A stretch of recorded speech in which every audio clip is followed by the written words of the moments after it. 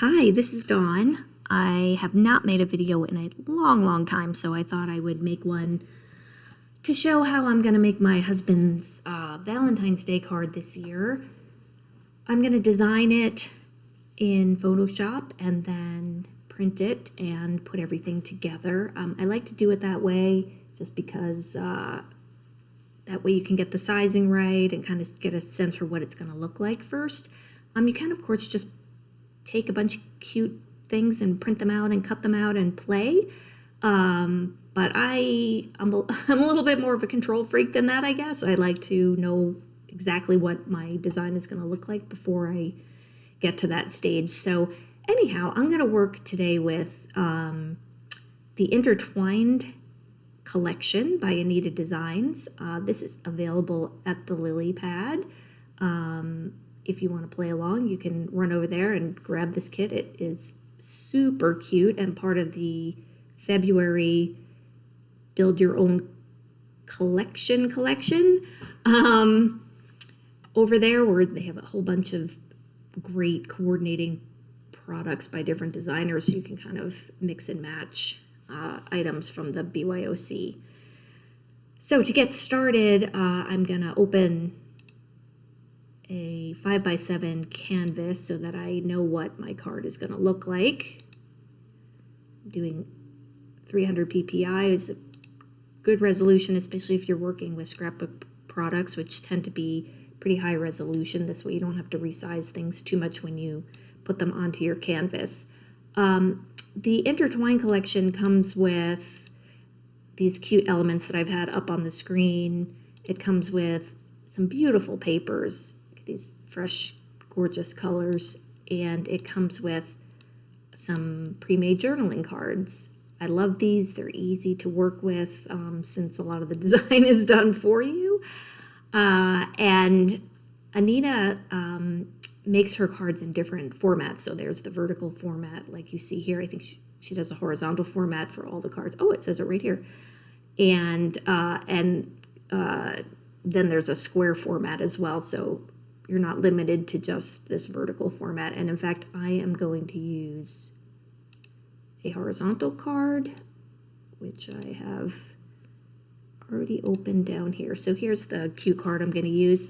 I like to, like I said, use journaling cards just because they're really easy and make projects quick and relatively not complicated. But first I'm going to start with this cute stripy paper.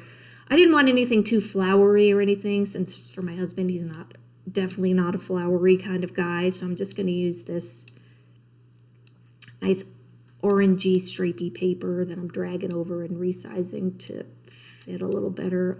Oops, did not mean to tilt it. Can fix that. Okay. I want this to just fit on my canvas because I want to get as many of those pretty stripes in as I can. And then, like I said, I like to use the journaling cards. I could do text myself, type it in, but this is so cute as is that I'm going to use it like this. So just dragging that over, easy peasy.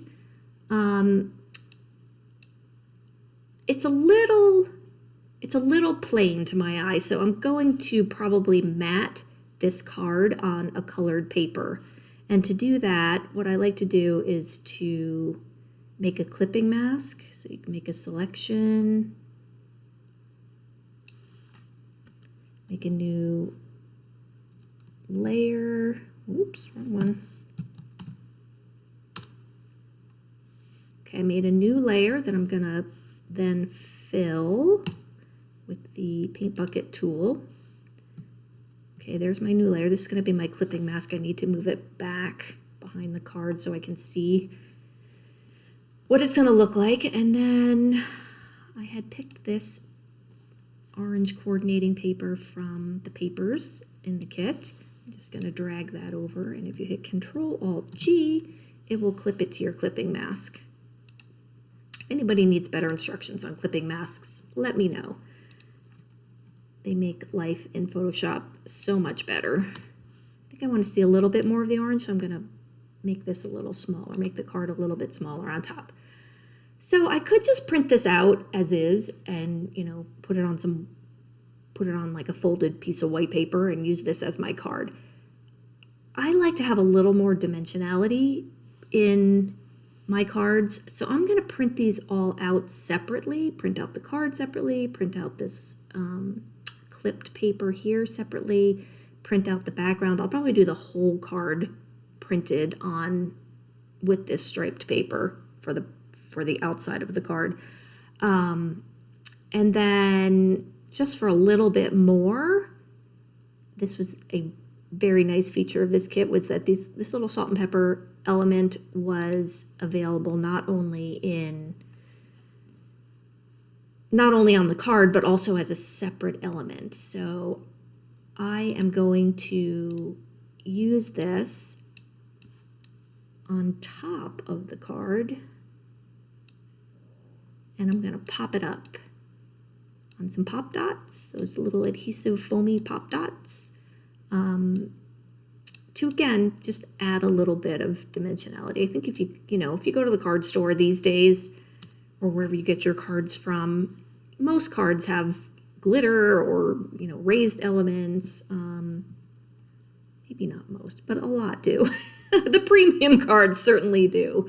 So I just think it's nice to have that feature. So this has been resized. You can see that it's still underneath. You can still see the original one, but I'm going to print this little element out separately and cut it out separately so that I can place it on top.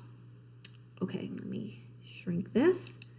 So the way I do that is I create, my printer prints at 8.5 by 11, so I'm going to open up some new 8.5 by 11 pages, and I'm going to drag things over to there to print. These guys are going to be a little trickier because they're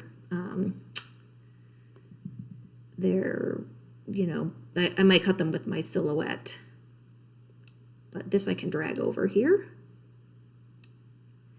And you don't have to do this, but since I want to know what size it's going to be, and since I like the size that it is on here, and I think I want to cut it at that size. But if I print this out, obviously it's white against the white background, so I'm not going to be able to tell here where I should cut. So what I'm going to do is I'm going to take this, and I'm just going to put a little stroke around the outside, just a little line that goes all the way around the outside so that you can see the outline of it. So that way when I print it, I'll know where to cut. And this, the orange paper, if I just drag this orange paper over, it is still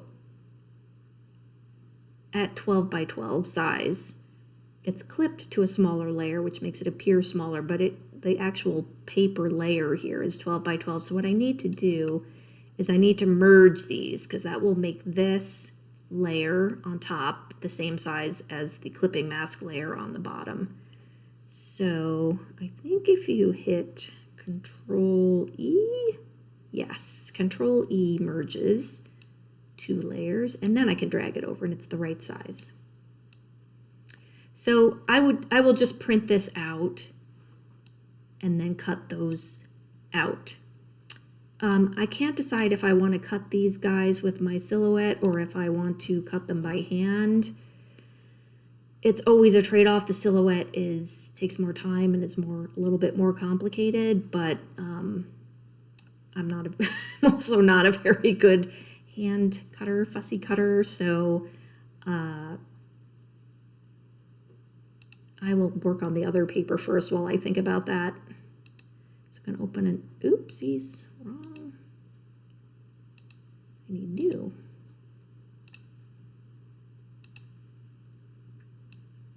So what I'm going to do is reopen my striped paper, and I'm going to pull this onto here. Should be about the right size because it's, yeah.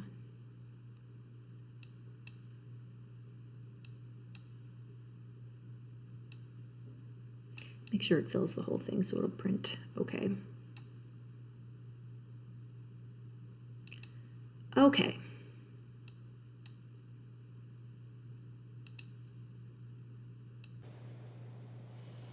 Okay, so I have everything printed out, and I am going to go ahead and put this card together. So I ended up, I'm sorry this video is a little blurry. I haven't been able to figure out why it's doing that, but you'll be able to see it. I ended up cutting these out on my Silhouette Cameo, and I also, when I transferred this over to an 8.5 by 11 document, it occurred to me that the elements were a smidge small on the card, so I did enlarge the card a little bit and enlarge the little salt and pepper shaker so that they will be bigger on the card. But you can see I printed out the card and then separately printed out the little salt and pepper shaker to go on top. So I'm not going to use this one, which was the original size, but you can see that I've made it bigger. Just figured that would work better to fill up the front of the card. So I'm going to cut my little mat and cut my paper to size. I've got my paper here printed out. So I'm going to go ahead and fold this, and I'm a terrible multitasker, so I'm going to stop talking while I do this.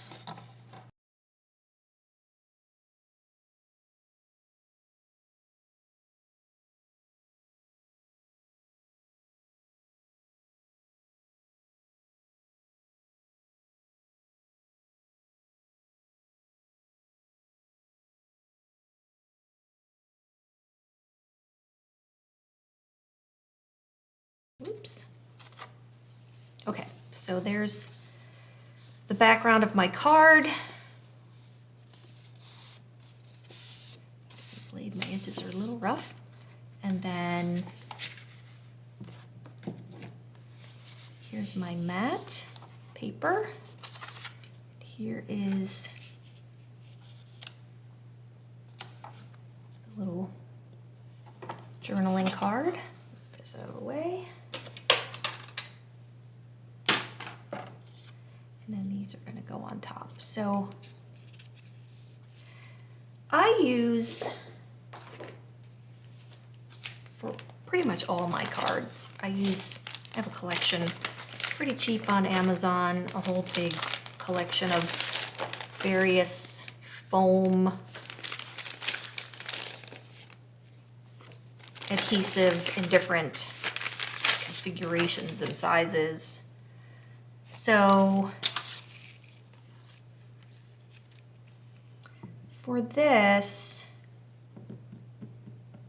I'm trying to think of what I want to pop up a little bit. You can just use, regular glue on all of this, of course. Just pop it all up so you can see kind of how that works, or what it looks like.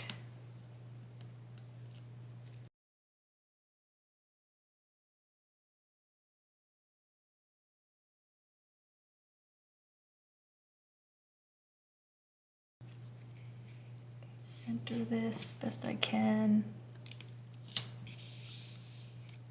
Okay, so you can see how it's a little raised at the edges. This one on.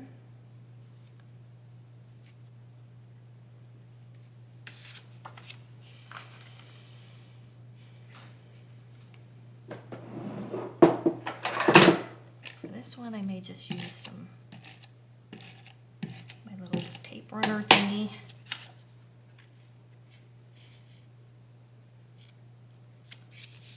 On there. And then my little salt and pepper shakers go on top. Again, I'll pop them up. They're a little rounded, so I'll use rounded ones, even though you don't really see them. I don't know if that makes it, honestly, too much of a difference, if any.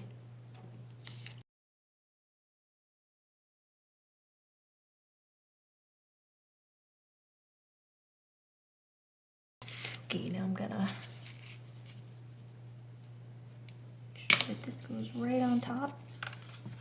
You can see they stick up above the card a little bit. You can even pop them up more if you want to, but that's pretty much all there is to it, and that's going to be my Valentine's card. I hope you enjoyed the video. If you have any questions, feel free to leave them in the comments, and I'll be back hopefully soon with more. Happy Valentine's Day!